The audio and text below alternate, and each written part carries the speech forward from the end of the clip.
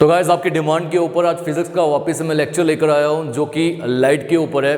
Although physics के बहुत सारे चैप्टर्स हमने पहले ही कर दिए जो कि जेकेएसएसबी पंचायत अकाउंट असिस्टेंट के साथ डील करता है। आपको पता है कि साइंस सेक्शन में फिजिक्स है जिसके साथ मैं डील करते आ रहा हूँ। नियर ऑन 13 लेक्चर्स इसके ऑलरेडी अपलोडेड है। आप प्लेलिस्ट में जाके उन लेक्चर्स को देख सकते हैं। 2 चैप्टर्स हमारे रहते थे, एक है लाइट, दूसरा इलेक्ट्रिसिटी। और इन 2 चैप्टर्स के ऊपर अब आपको आने वाले दिनों में वीडियोस मिलने शुरू हो जाएंगी। मैं जानता हूं कि काफ़ी डिले आया फिजिक्स के लेक्चर्स में, ऑल्दो अभी तक किसी भी जगह पर इतने चैप्टर्स कंप्लीट नहीं हुए होंगे जितने हमने किए हुए हैं, बट फिर भी बिकॉज आप चाहते हो कि सारे पूरी सेक्शन फिजिक्स की कंप्लीट हो जाए तो वो मद्देनजर रखते हुए मैं आज वापस से ये जो फिजिक्स का लाइट चैप्टर है इसे शुरू करने वाला हूँ। कंप्लीट करेंगे इसे हम। डिले आने का मेन कारण तो यही आपको गाइज पता है कि बहुत सारे एग्जामिनेशन की नोटिफिकेशंस आ रही थी, उन पे वीडियोस बनानी होती है। प्लस जेके बैंकिंग एसोसिएट, जेके बैंक का एसोसिएट और जो पीओ है इनकी नोटिफिकेशन आई। जेके बैंक के रिगार्डिंग मैंने मैथ्स और क्वांट की, मैथ्स एंड रीजनिंग की काफ़ी videos I think 7 to 8 videos upload करी हुई हैं और उस पर भी बहुत अच्छा रिस्पॉन्स रहा।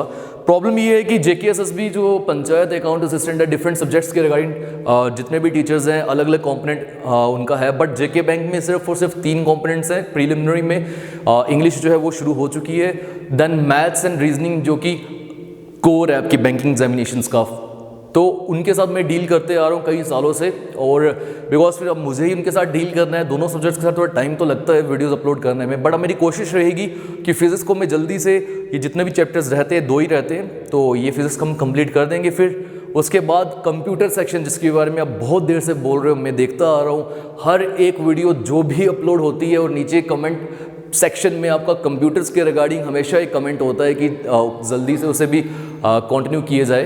तो उसकी सीरीज़ जो है वो मैं शुरू करने वाला हूँ। आई थिंक आज या कल आपको उसकी भी एक वीडियो जो है वो मिलने वाली है। क्लियर गाइज, तो शुरू करते हैं। Welcome back to wings Udaan, this is Pankil Kapoor. Light chapter से हम शुरू करेंगे। मैं स्क्रीनशॉट लेने का आपको समय दे रहा हूँ, स्क्रीनशॉट लीजिए, then we will start.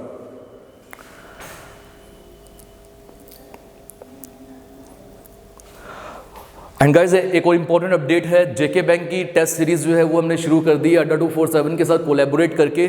Near around 150 plus students ने अभी तक वो खरीद ली है, वो टेस्ट दे रहे हैं उसके ऊपर। मेरी अभी हालांकि सुबह ही बात हुई थी बैंकर्स अड्डा वालों के साथ, उन्होंने बताया आई थिंक अभी तक 200 प्लस स्टूडेंट्स हो चुके होंगे। आप लेना चाहो तो आप भी ले सकते हो। 77% डिस्काउंट है उस पर, 77% जो किसी और प्लेटफॉर्म पे मिलने नहीं वाला आपको। 25 अराउंड टेस्ट है, सिर्फ 10, 7, 8, 9, 10 इतने टेस्ट नहीं है जो बाकी आपको प्रोवाइड करे जा रहे होंगे। 25 टेस्ट है पीओ के, 25 है क्लर्क के। जो आप लेना चाहते हो आप ले सकते हो, टेस्ट करो, प्रैक्टिस करो। और मैंने उनसे बात करी थी, ऐसा रहेगा हम कि आने वाले दिनों में जो फर्स्ट टेस्ट होगा पीओ का और बैंकिंग एसोसिएट का, उनमें जो भी क्वेश्चंस पूछे गए होंगे जो आपसे सॉल्व नहीं किए होंगे, या पूरा टेस्ट जो है वो मैं इसकी वीडियो बना के आप तक वो भी पहुंचा दूंगा। तो आपने अगर वो टेस्ट सीरीज की आपको रिक्वायरमेंट है ज़रूर लीजिएगा। अब बात करते हैं फिजिक्स में लाइट चैप्टर की। लाइट में हमने किस किस की बात करनी है? देखो, हमें पता होना चाहिए कि रिफ्लेक्शन ऑफ लाइट क्या है, रिफ्रैक्शन ऑफ लाइट क्या है, concave mirrors, convex mirrors, concave lens, convex lens. फिर बात आती है वो वाले फिनोमिनास जो कि लाइट के साथ डील करते हैं, जैसे TIR, टोटल इंटरनल रिफ्लेक्शन। जो स्टूडेंट्स क्लास 12th में फिजिक्स जिनका एक सब्जेक्ट था उनको पता होगा। फिर डिस्पर्जन, स्कैटरिंग, ये इंपॉर्टेंट क्वेश्चंस हैं इसके साथ। अब सबसे पहला टॉपिक हम उठाते हैं and that is reflection of light. देखो गाइस, हमने आमतौर पे ये सुना ही है कि रिफ्लेक्शन का मीनिंग क्या हो गया, जब कोई भी चीज़ वापस आ जाए या लाइट किसी को स्ट्राइक करने के बाद वापस आ जाए, उसे हम बोलते हैं रिफ्लेक्शन ऑफ लाइट। बिल्कुल सही है, गलत नहीं है, बट थोड़ा सा और डिटेलिंग में भी हम इसे समझेंगे। देखिए, जब भी एक बाउंड्री, एक ऐसी बाउंड्री जो अलग अलग मीडियम्स को, मीडियम का मतलब क्या हो गया, जैसे एयर मीडियम है, ग्लास मीडियम है, पानी वाटर मीडियम है, ठीक है, तो 2 अलग मीडियम्स को अगर एक इंटरफेस सेपरेट कर रहा है, बाउंड्री सेपरेट कर रही है, और जब भी एक मीडियम से लाइट दूसरे मीडियम में जाने की कोशिश करे और बीच में एक बाउंड्री है, वो बाउंड्री जो है वो पॉलिश्ड सरफेस है या वो एक हार्ड सरफेस है, तो लाइट जो है वो रिफ्लेक्ट करती है, लाइट जो है वो वापस अपने ही मीडियम में आ जाती है। इसी लाइट के बाउंसिंग बैक को, वापस आने को बोला जाता है रिफ्लेक्शन ऑफ लाइट। ठीक, यहां देखिएगा, when A ray of light approaches a smooth polished surface separating the 2 media. देखो, जब भी एक रे ऑफ लाइट जो है ये एक सरफेस को अप्रोच कर रही है, ये सरफेस ने इस मीडियम को और इस मीडियम को सेपरेट किया ना सेपरेट, जैसे इंडिया और पाकिस्तान के बीच में बाउंड्री है वैसे ही। अब ये बोल रहे हैं कि द लाइट रे bounces back and comes into the initial medium. Light यहां से जा रही थी और स्ट्राइक करने के बाद इसी मीडियम में वापस आ गई, क्रॉस नहीं हुई। तो इसी फिनोमिना को हम क्या बोलते हैं, रिफ्लेक्शन ऑफ लाइट। ये बहुत नॉर्मल सा टर्म है, आई थिंक आप सबने पढ़ा ही होगा। अब एक पॉइंट मैं आपको बताऊं, ये बहुत इंपॉर्टेंट है। स्टूडेंट सोचता है कि सारी की सारी लाइट जो है वो रिफ्लेक्ट हो गई, हालांकि ये रियलिटी नहीं है। मैं आपको बता रहा हूं, अगर 100% लाइट यहां आ रही है तो मान लो 90% लाइट रिफ्लेक्ट हुई, बट 10% लाइट ऐसी जरूर होगी जो रिफ्रैक्ट हो गई होगी। रिफ्रैक्ट होने का मीनिंग क्या हो गया, जो कि इसे क्रॉस कर चुकी होगी। शायद उसकी बेंडिंग भी हो, या इस तरफ हो सकती है या इस तरफ हो सकती है, वो आगे हम रिफ्रैक्शन में भी समझेंगे। रिफ्लेक्शन, जब मैं एल वाला बोलूंगा तो रिफ्लेक्शन, जब मैं रिफ्रैक्शन बोल रहा हूं वो कुछ और है। वो क्या है, लाइट का पास कर जाना। क्लियर। अब बात आती है यहां पे कुछ पॉइंट्स हैं जो हमें पता होना चाहिए। जिस इंटरफेस के ऊपर आप एक लाइन ड्रॉ कर रहे हो, डॉटेड लाइन, जिसे आप नॉर्मल बोलते हो। नॉर्मल का मीनिंग ये नहीं कि ये नॉर्मल है यार, ये ऐसे ही है, एवं ही है, वो नहीं। Normal means 90 degree, normal means perpendicular. तो ये वो नॉर्मल आ गया। ये वो लाइट है जिसे हमने बोला इंसिडेंट लाइट। अब इंसिडेंट लाइट ने फॉल किया और वापस आ गई, वापस आने को बोलते हैं रिफ्लेक्टेड लाइट। जो एंगल इंसिडेंट लाइट इस नॉर्मल के साथ बनाता है उसे बोलते हैं angle I, angle of incidence. और जो एंगल ये रिफ्लेक्टेड लाइट नॉर्मल के साथ बनाती है उसे बोलते हैं angle r, angle of reflection. और इसके लॉज जब आती है तो पहला लॉ यही है कि जिस एंगल पे आप लाइट को फॉल करवाओगे उसी एंगल पे लाइट बाउंस बैक करेगी। मीन्स अगर ये 50 डिग्रीज पे आपने गिराई तो ये फिर वापस भी 50 डिग्रीज पे ही आएगी। मान लो ये मैं थोड़ा और टेढ़ा करता, ऐसे फॉल करवाता, तो लाइट भी फिर थोड़ी सी टेढ़ी जाती। ये चीज समझ रहे हो। तो जिस एंगल पे आप फॉल करोगे उसी एंगल पे लाइट जो है वो रिफ्लेक्ट होके वापस आएगी। The angle of incidence is always equal to the angle of reflection. I think class 9th या 10th में इसके ऊपर साइंस पे एक प्रैक्टिकल भी किया जाता है। मुझे याद है कि हमने तो किया था, आई थिंक आपने भी किया होगा। जहाँ पे जितना मुझे याद है, एक हमने बोर्ड के ऊपर कुछ हल्के हल्के से जो कील होते हैं, नेल्स, उनको यूज़ किया था और देखा था लाइट जो है वो उसी एंगल पे आ रही है या नहीं। हालांकि ये प्रूव्ड है। बात आती है सेकंड लॉ की। फर्स्ट लॉ तो समझ आ गया, सेकंड लॉ में मैंने बहुत बार देखा कि स्टूडेंट को थोड़ा प्रॉब्लम आता है, बिकॉज उसे ये नहीं समझ आता कि सेम प्लेन का मीनिंग क्या है। अब मैं आपको समझाता हूँ। लॉ क्या बोलता है, जो इंसिडेंट लाइट है, जो रिफ्लेक्टेड लाइट है और जो नॉर्मल है, ये सब जो है ये एक ही प्लेन पे लाई कर रहे हैं। अब एक ही प्लेन पे जब बोला जाता है तो स्टूडेंट समझता है कि यार ये सब चीज़ें, incident light, reflected light, normal, ये इंटरफेस के इस तरफ है, तो एक ही प्लेन का मीनिंग हो गया ये सारे एक तरफ है, कोई उस तरफ नहीं गया। But this is wrong, totally wrong. Same plane का मीनिंग क्या हो गया, आप समझिएगा। सेम प्लेन मीन्स, मान लीजिए कि ये आ रही है इंसिडेंट लाइट, ठीक है, यहाँ पे एक मिरर लगा है, रिफ्लेक्टिंग सरफेस, इसे टक्कर मारी, रिफ्लेक्शन के बाद लाइट जो है वो अब नीचे नहीं आएगी, मतलब बैक तो आ रही है बट इस वे में नहीं आएगी या फिर इस वे में नहीं आएगी। लाइट क्या आएगी, अगर इंसिडेंट ऐसे आई है तो रिफ्लेक्टेड भी ऐसे आएगी। इसे बोला जा रहा है सेम प्लेन। समझ रहे हो, ये आ गई 2D फिगर, सेम प्लेन वाली, 2 डायमेंशनल। जिस प्लेन में लाइट इंसिडेंट हुई उसी प्लेन में रिफ्लेक्ट होगी, ये कहने का मीनिंग है। लाइट इस प्लेन में आई, रिफ्लेक्ट होने के बाद इसी प्लेन में है और नॉर्मल भी इसी प्लेन में है। ऐसा नहीं है कि इंसिडेंट ऐसे आई और रिफ्लेक्ट होने के बाद नीचे गई, वो नहीं है। तो प्लेन का मीनिंग क्या हो गया, एक ही प्लेन, ये वाली बात, ये नहीं कि इसके क्रॉस। आई होप ये क्लियर हुआ होगा। तो ये थे 2 लॉज। इन दोनों लॉज में, ये दोनों में से एक कई बार पूछा गया है एग्जाम में, हमें मालूम होना चाहिए। नेक्स्ट पे आते हैं गाइस, बात आती है व्हाट आर स्फेरिकल मिरर्स। देखो, जब आप रिफ्लेक्शन ऑफ लाइट पढ़ते हो ना, तो रिफ्लेक्शन के साथ जो डील करता है वो मिरर्स डील करते हैं, और जब आप रिफ्रैक्शन पढ़ोगे उसके साथ जो डील करता है वो लेंसेज डील करते हैं, क्योंकि लेंस से लाइट पास करती है, तभी तो हम आंख में डालते हैं, तभी तो लाइट पास करती है, बट रिफ्लेक्ट करती है मिरर्स से, इसलिए इसके साथ मिरर्स एसोसिएटेड है। आज हम बात करेंगे मिरर्स की, और आने वाले वीडियो पे फिर हम बात करेंगे रिफ्रैक्शन के साथ लेंसेज की। What are spherical mirrors? Undoubtedly वो जो कनकेव और कन्वेक्स मिरर्स जो हमने पढ़े हैं वही होते हैं स्फेरिकल मिरर्स, सही है, बट वो स्फेरिकल मिरर्स की टाइप है। अगर कोई हमसे पूछता है कि स्फेरिकल मिरर्स क्या हैं, तो भी स्फेरिकल मिरर्स जो है ये एक रिफ्लेक्टिंग सरफेस है जिस पे लाइट फॉल करती है, और लाइट जो है रिफ्लेक्ट होके बाहर आती है, रिफ्लेक्ट करती है, which forms part of A hollow sphere. ये स्फेरिकल मिरर जो है, मान लो ये वाला मिरर, ये पूरे स्फीयर का एक हिस्सा है। इट मींस जो आप कनकेव या कन्वेक्स मिरर जो आप यूज करते हो वो यहां से कट किया जाता है, वो एक स्फेरिकल मिरर का हिस्सा है। समझ रहे हो मेरी पॉइंट? तो स्फेरिकल मिरर, ये इस पोर्शन को आप बोल रहे हो, बट ये किसका है? ये पूरे हॉलो स्फीयर का एक हिस्सा है। इसकी यहां से कटिंग कर दी और एक मिरर बना दिया, यहां से कटिंग करोगे कोई और मिरर बन गया। अब बात आती है फिर टाइप्स क्या है स्फेरिकल मिरर की। There are two types of spherical mirror, already मैंने बताया। The first one is concave mirror, the second one is convex mirror. अब ये मिरर का जो नाम डला है, ये डला है उनकी रिफ्लेक्टिंग सरफेस के ऊपर।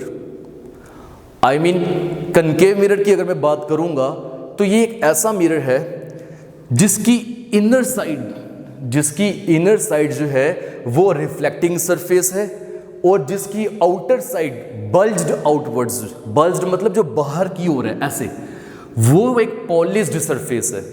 देखिए, a spherical mirror in which outer bulged surface, मतलब बाहर वाली सरफेस जो है इज सिल्वर पॉलिश्ड, उसकी पॉलिश की जाती है, and the reflection of light takes place from the inner hollow surface. अंदर वाली जो हॉलो सरफेस है, रिफ्लेक्शन यहां पे टेक प्लेस करती है, और इसी को कहा जाता है कनकेव मिरर। क्लियर ये पॉइंट? इसको दूसरे तरीके से भी समझ सकते हैं। वो क्या, मान लो अब यही मिरर जो है ये इस हॉलो स्फीयर का हिस्सा है ना, है कि नहीं? जैसे मैंने ये ऊपर बनाया, इसको हम एक डेफिनेशन और दे सकते हैं कि जो इसकी रिफ्लेक्टिंग सरफेस है उसका जो चेहरा है या उसका जो फेस है वो सेंटर ऑफ द मिरर की तरफ है। अगर आपका reflecting surface centre of the mirror की तरफ हो तो मैं उसे बोलूंगा कनकेव मिरर, बट अगर आपका reflecting surface outside the centre हो या सेंटर को फेस ना करे, उसके ऑपोजिट फेस करे, जैसे यहां पे देखो, अगर मैं ये पूरा सेंटर बना दूं यहां आएगा, बट रिफ्लेक्टिंग सरफेस बाहर की ओर है, तो वो हमारा कन्वेक्स मिरर होगा। तो कन्वेक्स मिरर की डेफिनेशन क्या आ गई फिर? ऐसा स्फेरिकल मिरर जिसकी रिफ्लेक्टिंग सरफेस बाहर की ओर है और पॉलिश सरफेस अंदर की ओर है, that is convex mirror. A spherical mirror in which inner hollow sphere surface is silver polished and the reflection takes place from the outer bulged surface, that is convex mirror. ये दो definition सिर्फ हमें पता होनी चाहिए। और फिर बात आती है इमेज फॉर्मेशन की।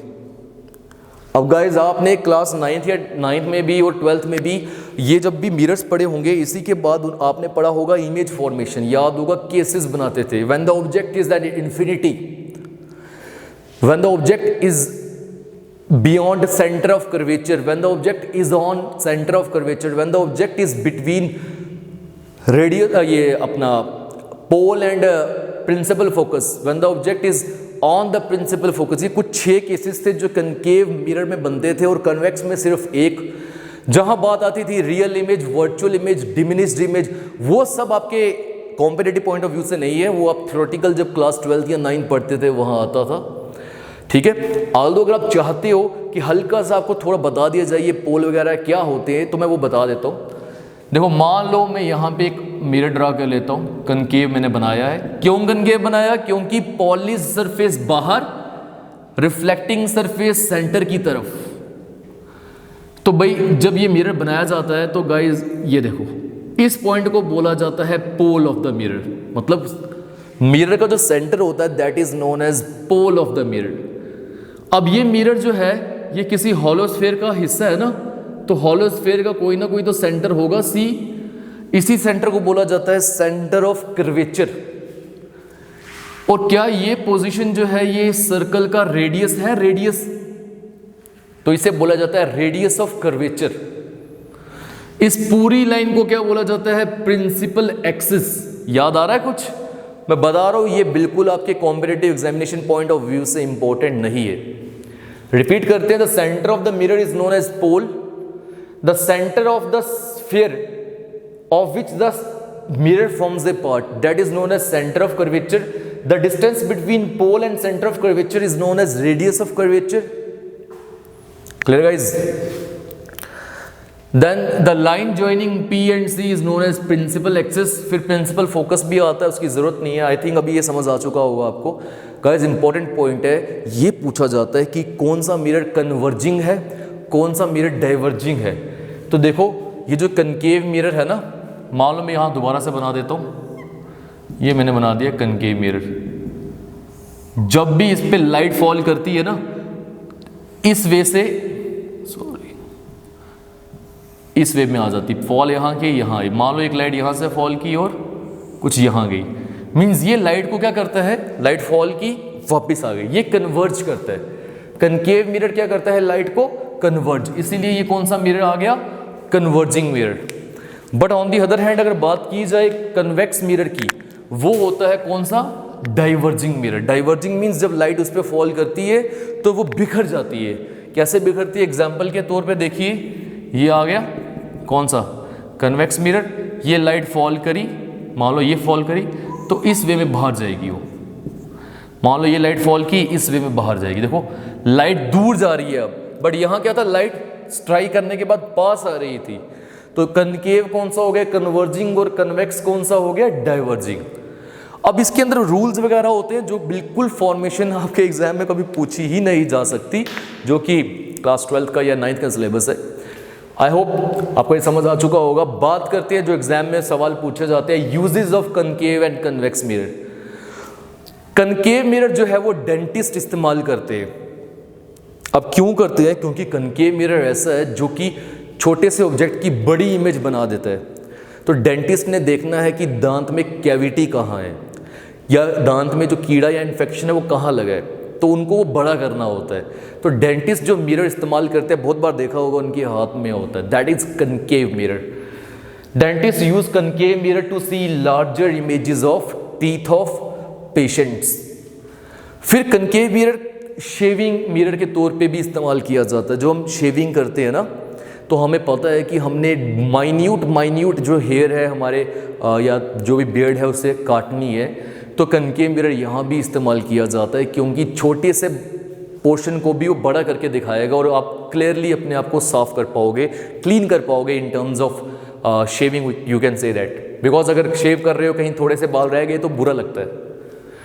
फिर commonly use in torch, search lights, vehicles, headlight, गाड़ियों के आगे जो हेडलाइट होती है वहाँ कनकेव मिरर का इस्तेमाल होता है, टॉर्च में इस्तेमाल होता है। सर्च लाइट्स जैसे टॉर्च हो गई, सर्च लाइट्स किसके पास होती है, पुलिस या आर्मी या फिर पैरामिलिट्री फोर्सेस के पास, उनको ढूंढना होता है, कुछ अंधेरे में जाना होता है, तो उनको जो लाइट्स यूज़ करनी होती है, उनके शीशे जो हैं या उनके ग्लासेस जो हैं वो कनकेव मिरर की फॉर्म में होते हैं। देन लार्ज कनकेव मिरर्स को यूज़ किया जाता है सनलाइट को कंसंट्रेट करने में, क्योंकि ये कन्वर्ज करता है। कहाँ कंसंट्रेट करने में, सोलर फर्नेसेस में। सोलर फर्नेसेस में खाना बनाने के लिए, क्योंकि जितनी सूरज की रोशनी कंसंट्रेट होके एक जगह पे आएगी उतना ही ज़्यादा जल्दी हमारा खाना जो है वो बनेगा। Then comes convex mirrors.